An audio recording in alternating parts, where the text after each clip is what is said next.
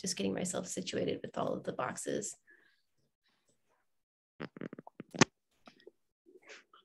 All right, well, welcome everyone to the Giant Kelp Restoration Project's third instructor webinar and first of 2022.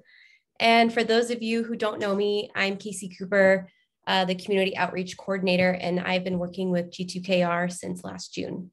For some housekeeping, we already touched upon this, but please make sure to keep your microphone muted when you aren't speaking. There will be opportunities for questions throughout the presentation. So if you have any, feel free to drop them in the chat or raise your hand, use the raise your hand function on Zoom.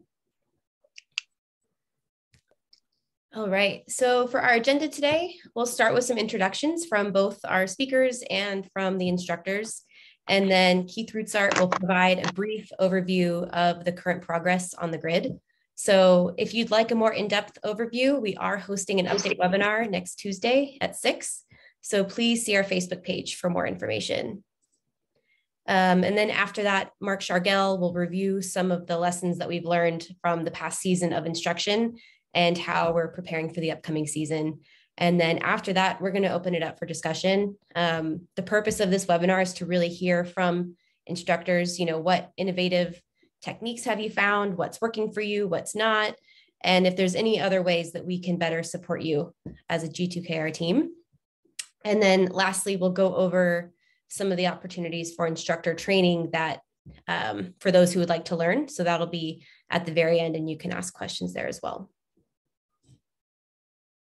And we are also very excited to announce that we have formed a nonprofit corporation called the California Kelp Restoration Corps.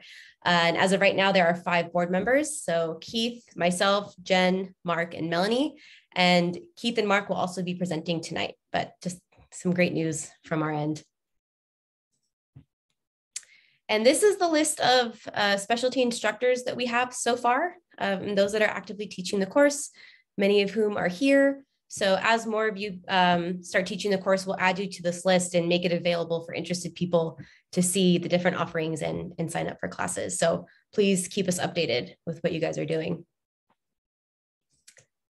And now I would actually like to do a brief round of introductions. So when I call on you, please say your name, whether or not you're actively teaching the kelp restoration specialty course, your shop affiliation, if any, whether or not you're PADI or NAUI, and then for fun, just let us know what your favorite Monterey dive site is. So I'm gonna go ahead and stop sharing. And first on my list is Bob Helm from California. Can you unmute yourself and introduce yourself? Yeah, Bob Helm here. I have not yet taught a course because I've been waiting for the boat. And my first one is coming up in 2 weeks. Where else? PADI and affiliated with Diver Dance. And I guess my favorite site is Lobos. Perfect, thank you. Up next on the list, I have Aquarius staff, but looks like Will's busy on the phone. So we'll skip over that. And I have George, and then we'll follow that with Rupert Meyer and Stephen Ames. So George.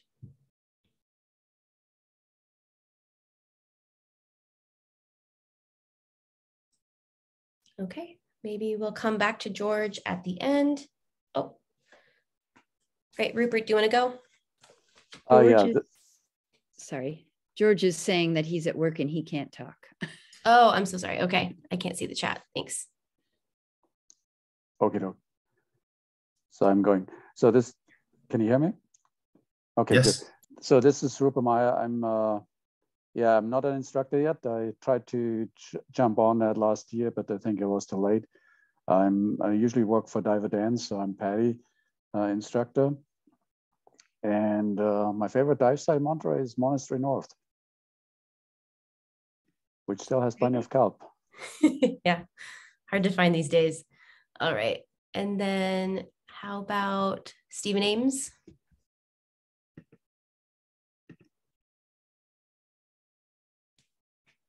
Stephen, we can't hear you, so you might be talking, but you're still muted.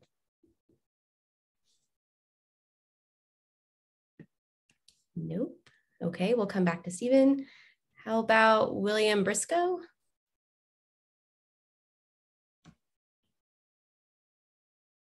Yeah. So I'm William Briscoe. I'm a NAUI instructor, despite what the chart says. And I'm not actively teaching because I still haven't gotten the actual permission to do it via NAUI, which I still got to figure out how to get that done. I may have to just take the class again for the instructor's class for a second time, which would be interesting. So I'm actually looking to see when it's being taught again for NAUI. Favorite dive site? There's so many to choose from. Well, I'll go to Palobos because I was there yesterday. Perfect. Yeah, and at the end, we'll talk about next steps for finishing up your certification. Okay. Cool. And then, George, are you there? We didn't hear from you. No, okay. Anyone else? I saw Tyler was here, but I think he left. Okay, I think with that, we'll move on and we can do introductions as people come on or during the discussion. Brian Bennett just tuned in. Brian's here. Oh, perfect.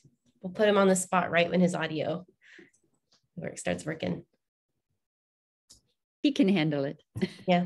Hey, Brian, welcome. Unfortunately for you, you came at the end of introduction. So if you don't mind, could you just tell us your name and if you're actively instructing, if you have a shop affiliation, PADI or NAUI, and your favorite Monterey dive site? Yeah, my name is Brian Bennett. I am actively teaching. I am affiliated with Aquarius Dive Shop, and I am a PADI instructor. And in 2 weeks, I'll be a NAUI instructor also. And favorite dive site, it's got to be either Point Lobos or North Monastery. Perfect. Thank you. All right. Has anyone else hopped on? Are we good to go? All right. So I will go back to the presentation. Okay. So along with those introductions, we also want to thank you all for all of your support. We would not have made it this far without you. So far we've culled like around 372,000 urchins in about 480 hours of underwater time and 605 dives. So that's some really awesome growth over the past 9 months. So we really just want to let you guys know that we're really appreciative of all of your help throughout this time. And we also have some other exciting opportunities. We finally secured the beach hopper. So that will be going out alternating Wednesdays and Thursdays each week. And it's a really great way to get some constant work done on the grid, especially for those that don't want to do the surface swim. And they're about $50. So they're a lot of fun. And if you want to teach students on there, you can go ahead and sign up, or you can reach out to us and we can help you coordinate. And then the Vision is also coming into town, and they donated their boat to us, and they'll be here May 6th, 7th, and 8th. So that boat can accommodate up to 30 divers with 3 tanks, and they'll provide lunch and tank fills. It'll be a $35 donation to get on.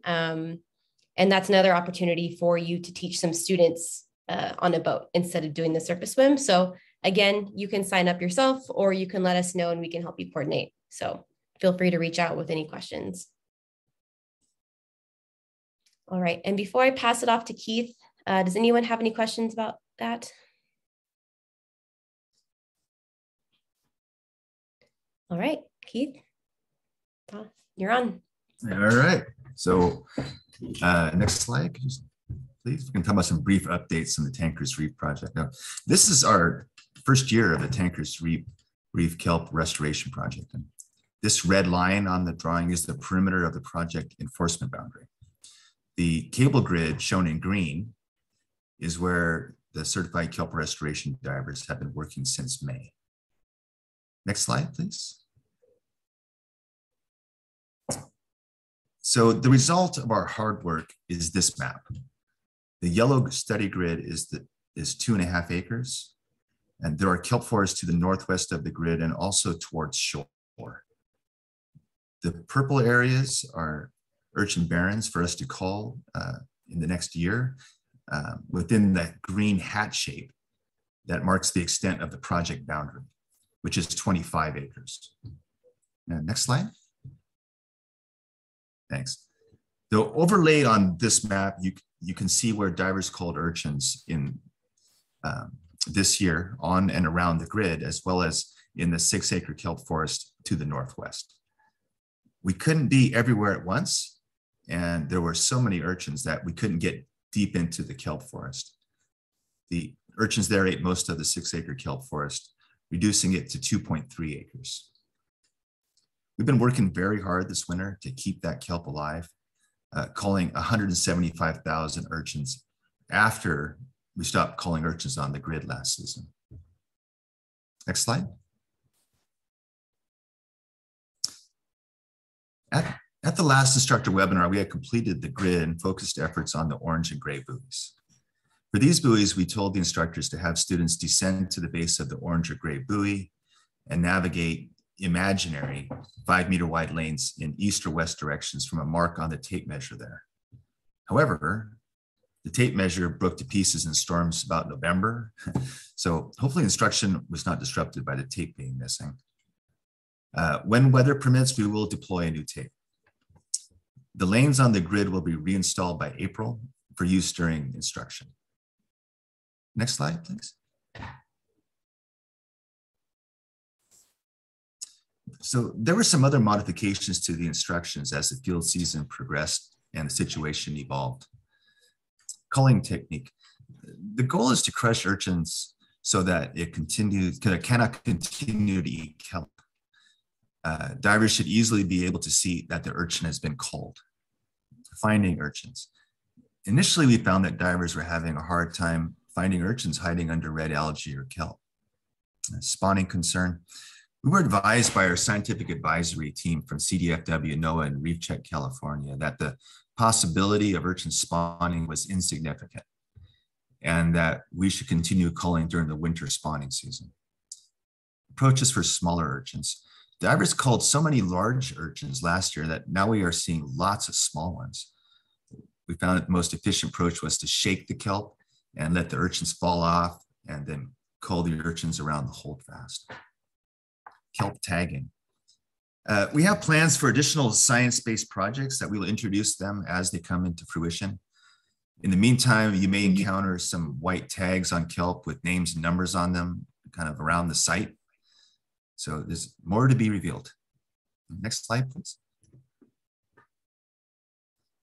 This fall, we're fortunate to have Del Monte Townhouse Homeowners Association welcome us in off the street and into their gated yard. We had 8 meetups last season, and this made for great opportunities for divers to meet new buddies. We had snacks and hot soup. We allowed untrained divers to discover if culling urchins was something that they were interested in doing before they took the training. Are there any questions so far on progress?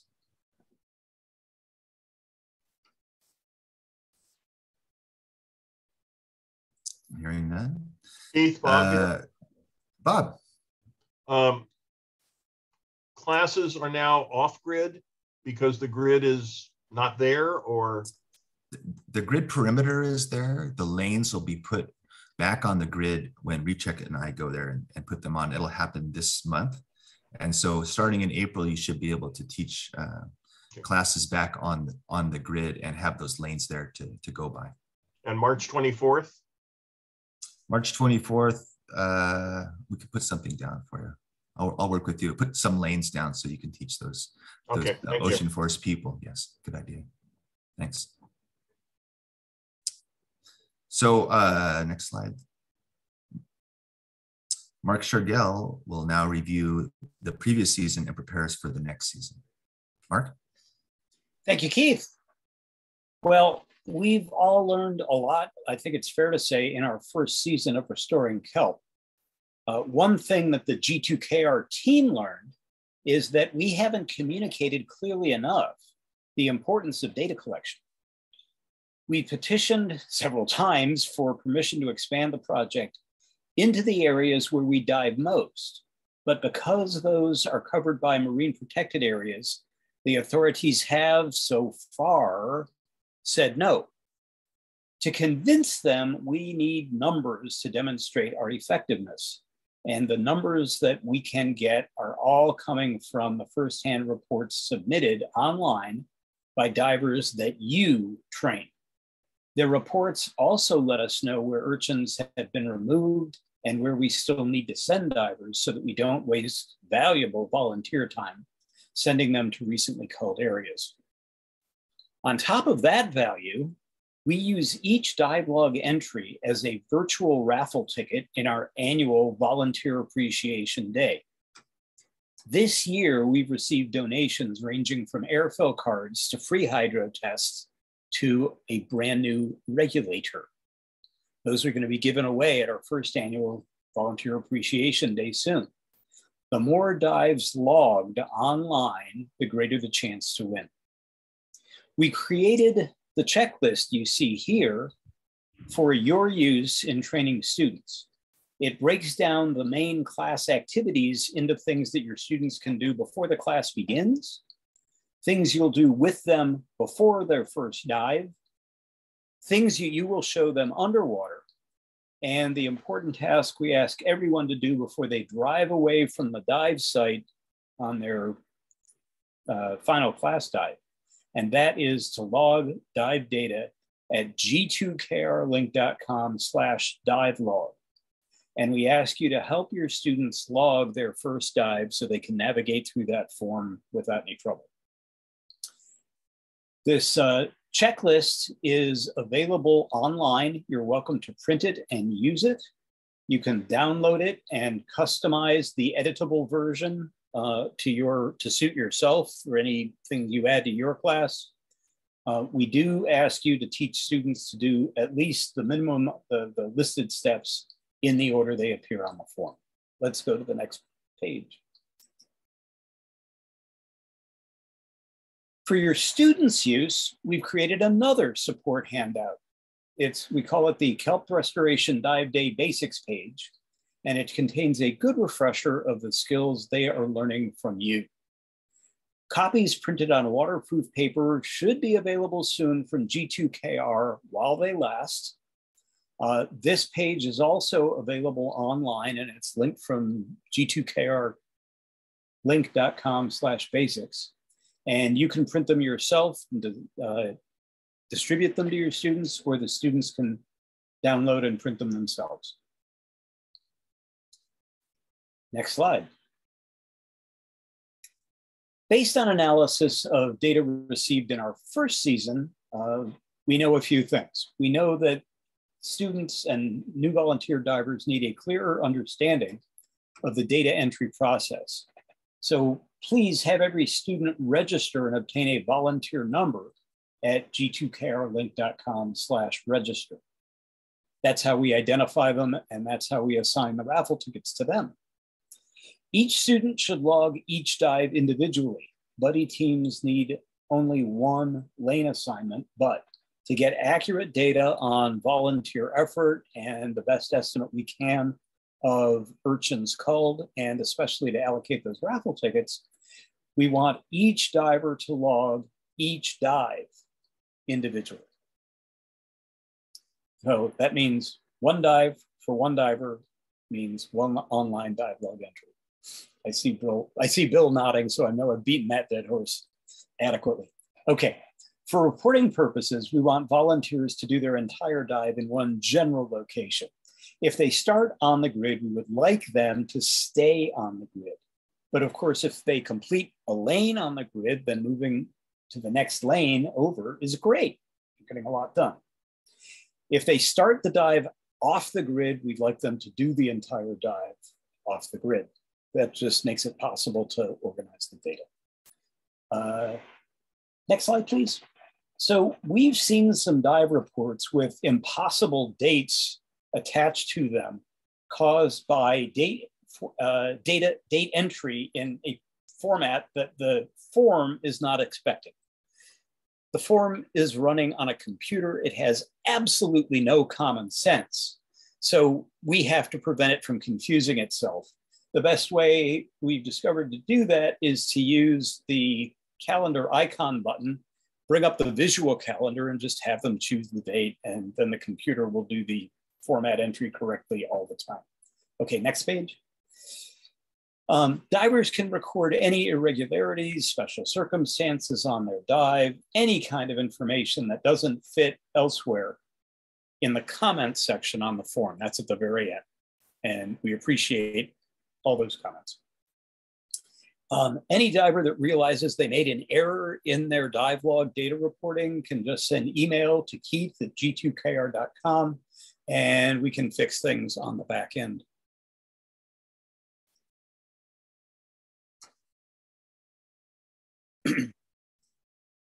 Okay, that's it for me. So I'm going to turn it back over to Casey to lead what I hope will be a robust group discussion. Thank you for your time. And I want to say, I kind of drank the Kool-Aid on this thing a few years ago. So, you know, the time I put in here, I'm happy to do it. But I know all of you who are instructors took extra time out to be here. Thank you really for coming.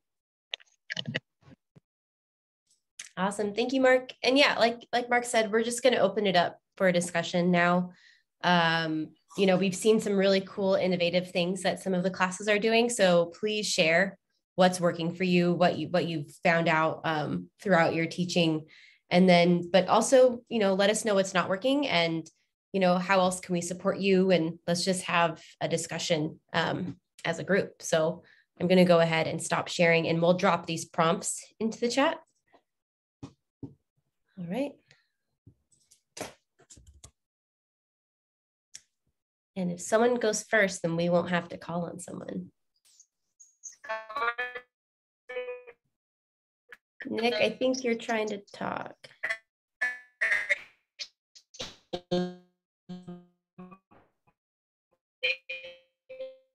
Hey, Nick, your phone's not working. We can't quite hear you.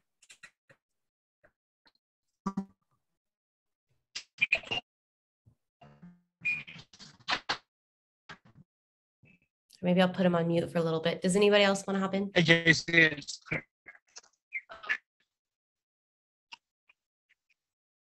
Can you hear me? Not really. It's cutting out. Hello? Where's that coming from?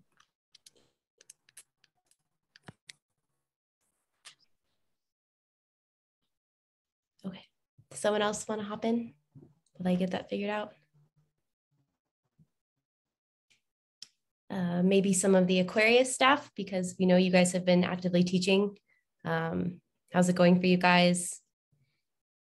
Any feedback?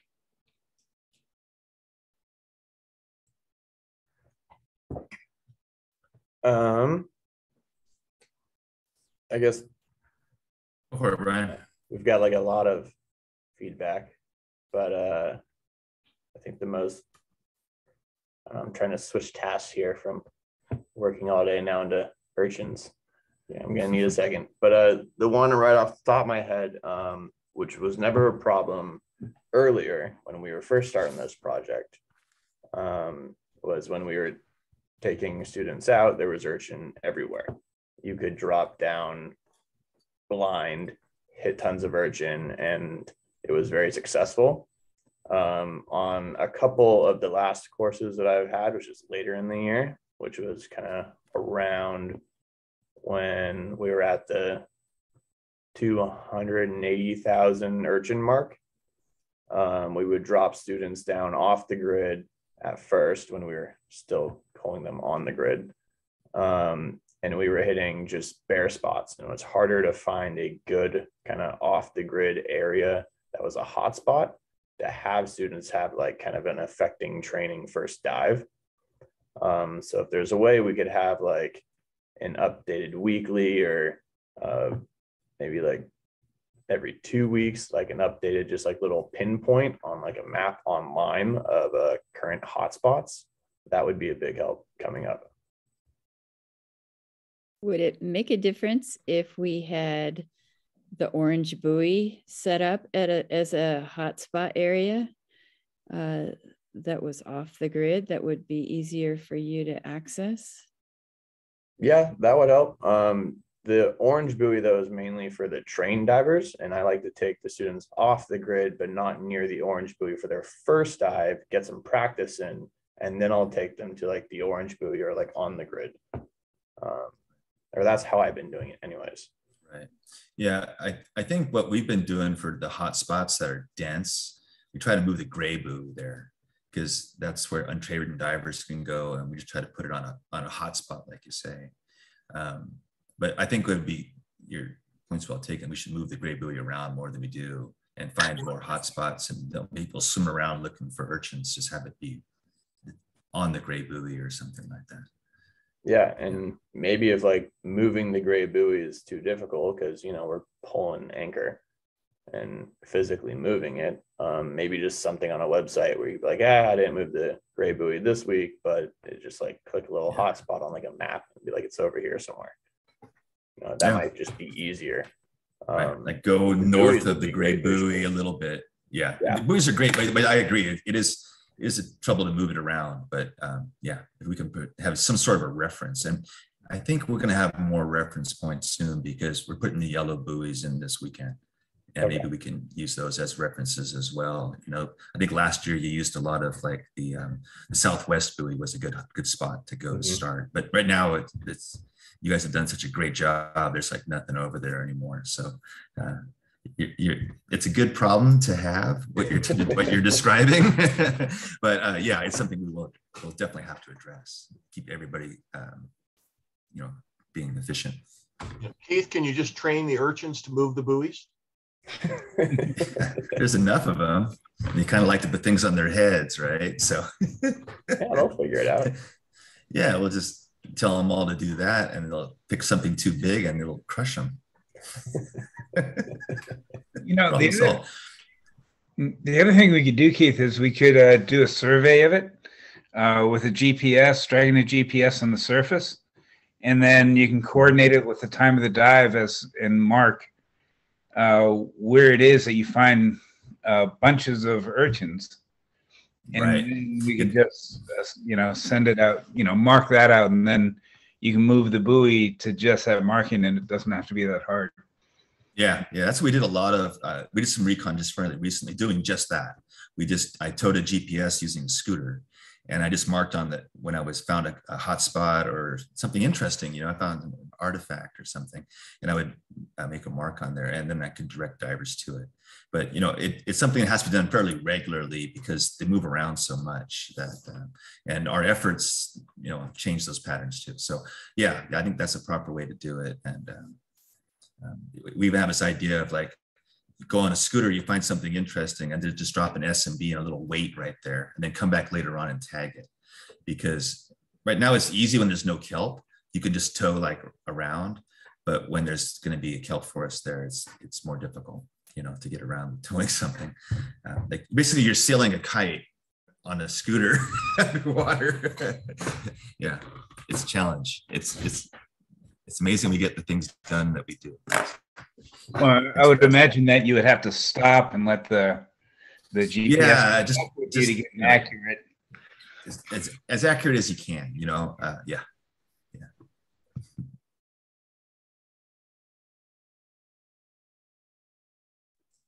Well, and I think we have some folks on now from Bamboo Reef. I know Nick's here. Is the NC, is that Nani or is that someone else? Can you unmute yourself? It's Nani. Hey, Nani, welcome. Do you or Nick want to share any feedback on the class or anything?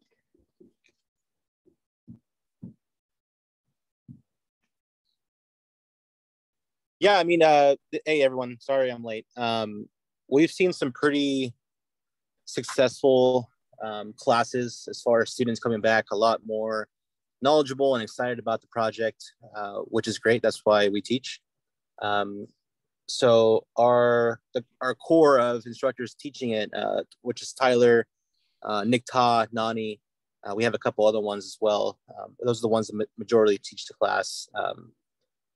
We are extremely busy with this course, so it's good to see the attention that this class, this specialty, is bringing to the community, and hopefully G2KR is seeing the results on their end as well by having certified kelp restoration divers participating in their projects.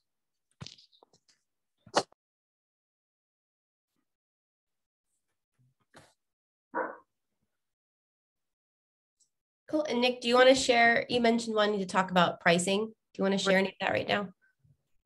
Oh yeah. So I'm not sure what everyone, across the state is charging for this class. We've heard some instructors, maybe some independent instructors that are doing this class for free, which is great.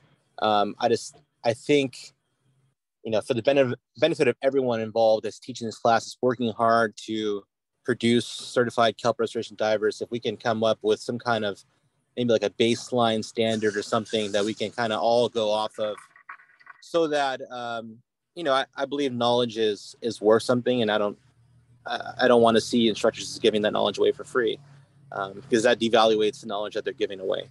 So I think if across the board, and I mean, you can not agree, which is totally fine, but I think if across the board we can come up with some kind of pricing, or depending on the number of days your particular class is, or if you're taking them on a boat, or however the logistics work, that way, it's both fair to the instructors that are working super hard to make this class all that it is, and also it's fair to the students that they feel like they're not getting cheated or ripped off, or whatever the case is. So I don't know if anyone has any feedback on that.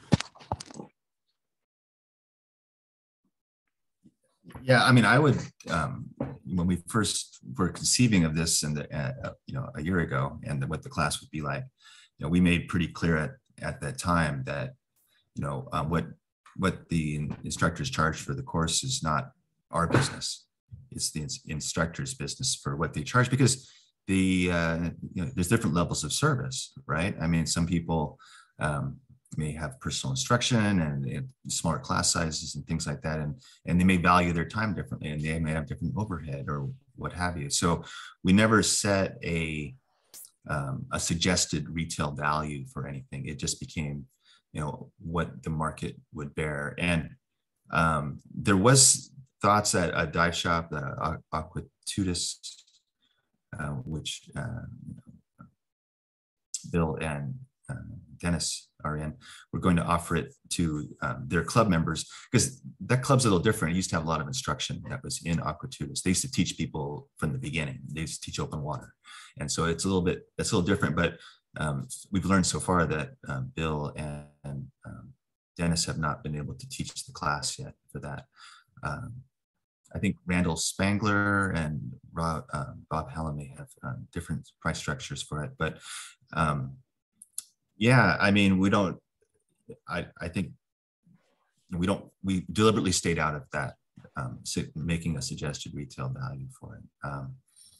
I think the prices have been like $325 for the class, and plus the license, plus the card. So it's a significant investment for people to get into it so far. There's about 85 divers that are trained, I think so far. So I'm not addressing your concern about setting a fixed price for it, just because I don't know how to do it, or if that would be a good idea. I think it's, from our standpoint, it's we're not in the diving instruction business. So yeah, yeah, I think it might be better to open it up to the other instructors and get what their thoughts are, because yeah, please. Yeah, that's not necessarily ours. So Bob, you unmuted yourself. Do you have any thoughts? Yeah, my view in teaching this class is pretty much the same view I have for those of you who have taken my DFA Pro course. I'm doing it as a contribution to the general dive community and environment. And what I want to do is I want to recover my costs. So at least the initial, and again, I don't want to go out of my way to underprice people who are trying to make a living doing this, because I'm not. But so and I'd be willing to make more money. But my goal was to basically get more people out there diving for the environmental reasons. So like I said, the course we're teaching in 2 weeks, I set the price at $50 per person. Okay. Pay their own everything, pay their own boat ride, and that to me would cover the certification fee and what it's going to cost me to get down there and drive and park and do those kind of things. But basically no personal profit, or because again, in the case of teaching the class, when we get to the point where we're going to teach it in course at Diver Dan's, Dan has said the shop wants no fees. If they make any money, they'll make it on gear rental. So totally different view. Yeah, what about the Aquarius folks? Do you have anything to add?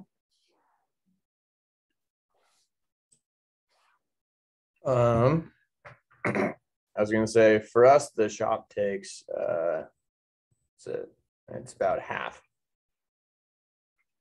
So we need kind of big classes to make somewhat of a living off of it. And then I don't know if Will's off work yet or not, but I don't know what he's doing. But yeah, so we lose half of everything. Oh yeah, here's a running. What's up, buddy? Are you on mute? He's all muted right now.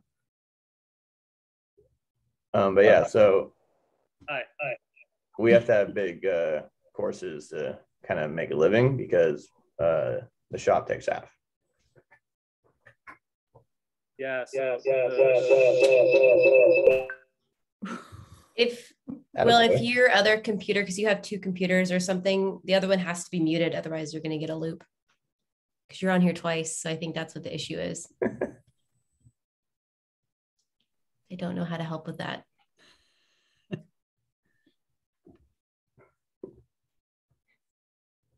Do you have two windows open? Oh, there we go. Now you should be good to unmute yourself. That looks better. Try unmuting yourself now. I'll unmute you. There you go. You're still muted, Will. Okay, we'll give him a sec.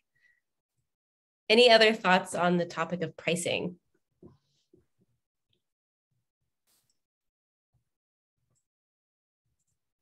Okay.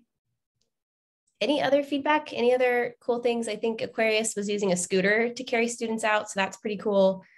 I know Bamboo Reef was teaching out on the sand, placing things in the sand to kind of show how to spot the urchins in the crevices. So we'd love you guys to share more about what you're doing for the other instructors and best practices. We just got kayak diver specialty approved through NAUI. So we are going to be eventually combining that with kelp restoration. Maybe we teach kayak diver like day one, and then the second day they can kayak out to the dive site.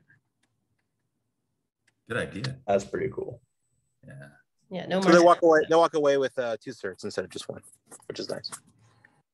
Nick, is there going to be an option if someone doesn't want to do the kayak or doesn't want to do the kelp one, that they can do it without the other? Yeah, definitely. So, granted, you're going to be the one in the water swimming while everyone's in a nice kayak, not swimming. So, but it's totally up to the student. But we're going to offer it both as a package and then also standalone. Okay, perfect. That's awesome. Oh, and then before we were talking about this today, Casey. So I know through NAUI, at least, when we wrote the program, we got it approved where dive masters can teach the class. So we have approved DMs teaching it. That might not be the case with other agencies, but at least through NAUI, if you're not an instructor yet, or at least a dive master, you can teach this class.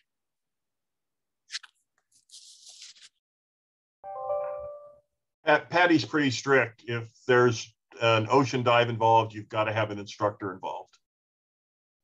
Yep. I remember those days. So Nick, does that mean that any DM and any instructor, or they have to take the instruction course first, right? Yeah, you have to take the instruction course and get approved. Not necessarily Bamboo Reef stamp of approval, but since we wrote the program, it gets sent up to NAUI and NAUI approves it.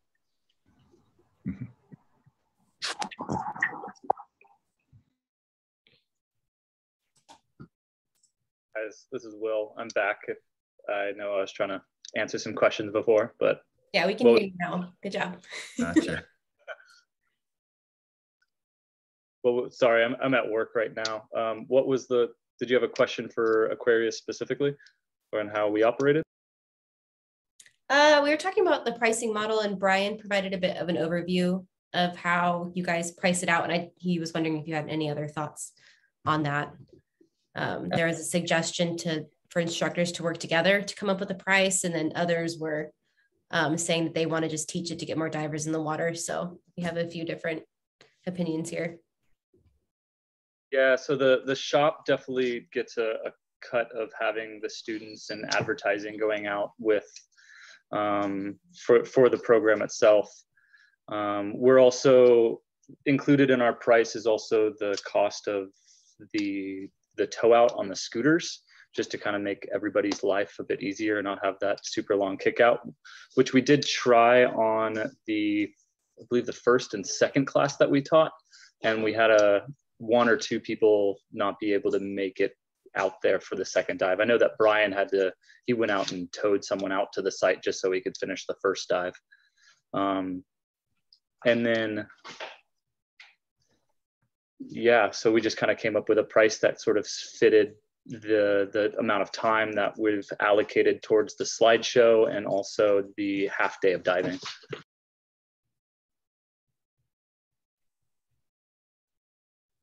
And how often is the course on the calendar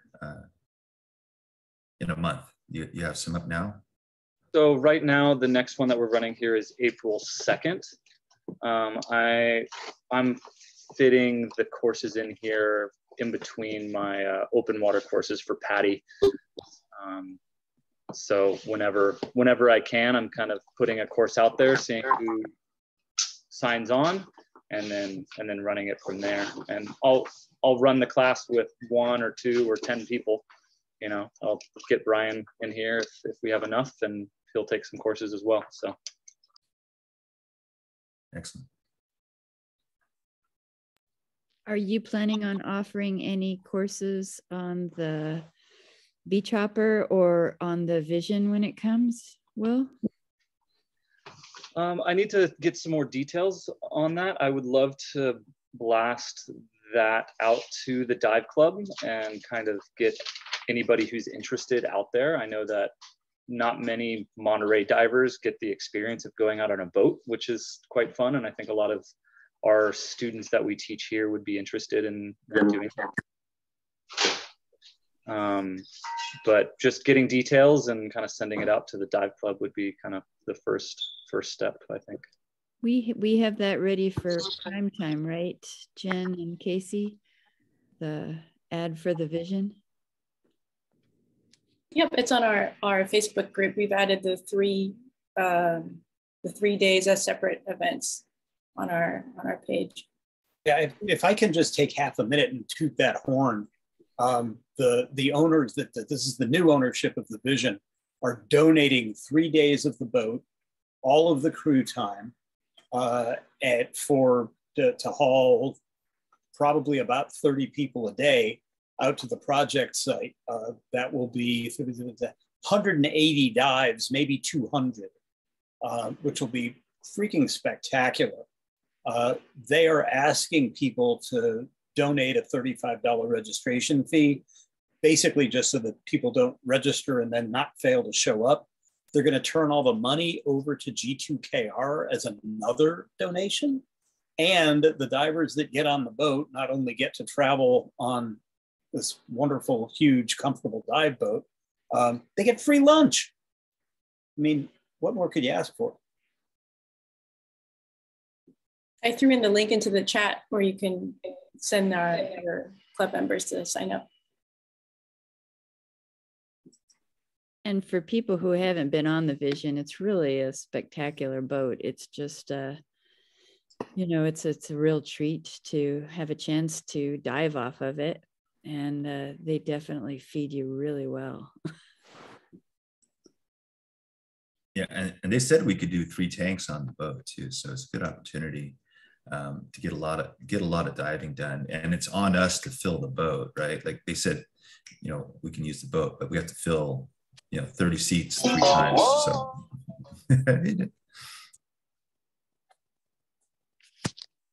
And Nick, you've been unmuting yourself. Do you have anything to add?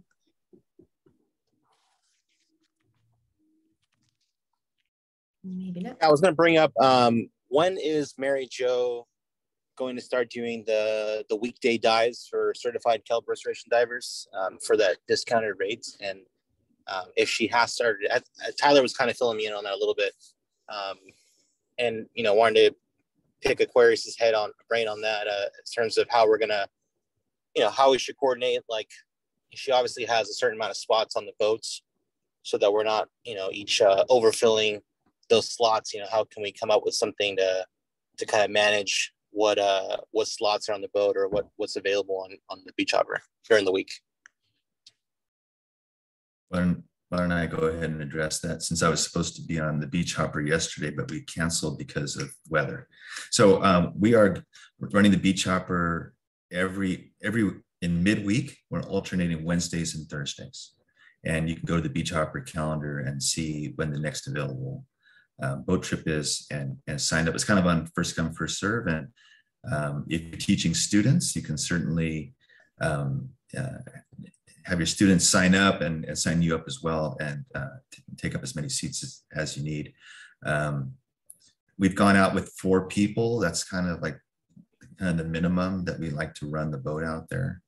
It's only $50 for the boat trip, and we're all done with the trip about 1 o'clock. And so, like Bob took the whole boat, right, for Thursday the 24th with his class. So plan things a little bit ahead of time with your students, and we can try to, you know, work together to box it out so that, you know, we have the seats that you need to teach your course.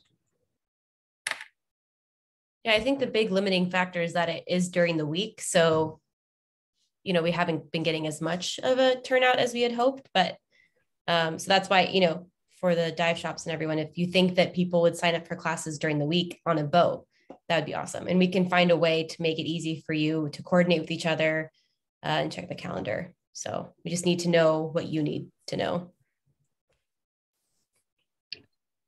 Okay, cool. Yeah, I don't know as far as classes goes, because we haven't sent a feeler out for that, but I know, you know, people at least in Bamboo Reef want to get on a boat as much as they can, and for that discounted rate, I see the boat filling during the week. So we'll just have to find a way to coordinate amount of spaces, and because we don't want to book, you know, advertise and then have 4 bookings, and then all of a sudden there's no more room on the boat, which makes everyone look kind of sloppy. So well, we'll yeah, have to just figure out a way to. If it comes down to it, if you fill the boat on Wednesday, we'll see if we can go in on Thursday as well. Right? You know, we're here to make it work for you. And you know, Mary Jo, we just set up those dates, and we'd love to fill the boat. I'd love to have 10, 11 people on that boat every time we go out. So yeah, we'll work with you on filling it. Okay. Yeah, I mean, that could work too. But sometimes if, you know, people have just Wednesdays off or whatever the case is, and they can only make that day. So we'll just, we can make it work for those that, you know, can go the next day or something. But maybe we find a little bit of other way to do it where we can coordinate a little better. Yeah, for sure. Yeah, and I think right now it's just on the calendar through March, but it's going to go on like that, you know, all year. So and Tyler McKinney is also a crew on the boat on one day, and he'll be helping to lead those dives. You think he's was online? Not now. Yeah, I think Tyler's doing a night tour tonight, so he's busy working. Okay, awesome. Attaboy. Cool. We have about 5 minutes left, so maybe we'll close out the meeting with going over instructor training, because it's for those of you that, you know, still need to get that done or have any questions about it. Keith or Mark, do you want to go over this slide?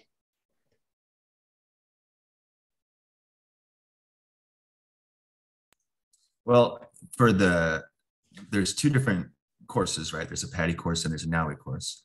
The structured training consists of 1 day in the classroom and 1 day with 2 dives on the project. Sometimes they're combined into 1 day. We provide the PADI and the NAUI course materials to the instructors at no cost to the instructors. And it's a curriculum that we update as the project goes along.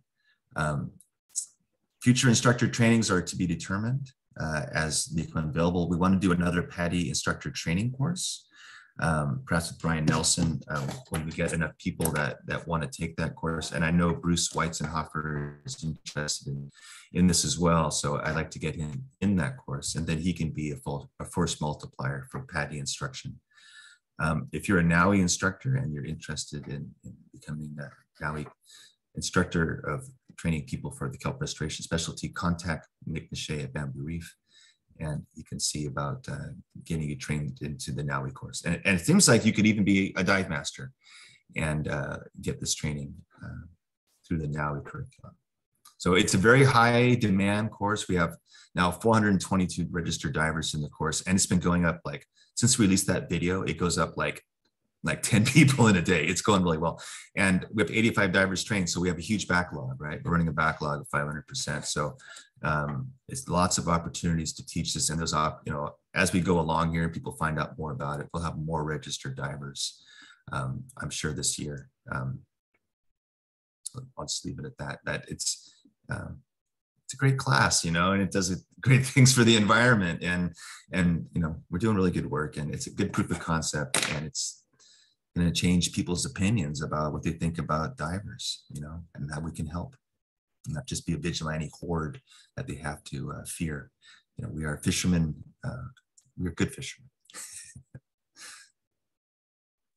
Thanks, Keith. Does anyone have any questions about that? Rupert is asking in the chat, so when is the next PADI instructor course? And are there tentative dates yet? We don't have a date yet. We wanted to see what instructors were interested, and then we could set a date with Brian. I would think it would be in the next month or so. We'll get that together. And with Brian, what it amounted to for instructors was a 1 day class on a Sunday at his shop in Monterey, and then 1 day on the beach hopper doing the in-water portion. And all of that was for free. What we were going to do was have a $100 deposit for each instructor that goes to the course, just to make sure that they go to the course, because sometimes people have a hard time valuing things that are free. And but if you don't show up, if you show up, you get your $100 back. And if you don't show up, then we spend your $100 on pizza.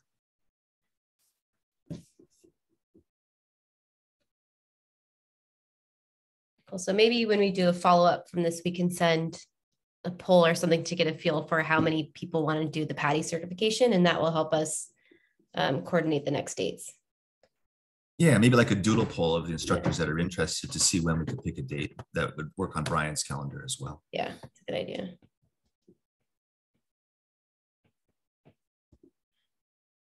All right, do we have any final questions? We have 1 minute left.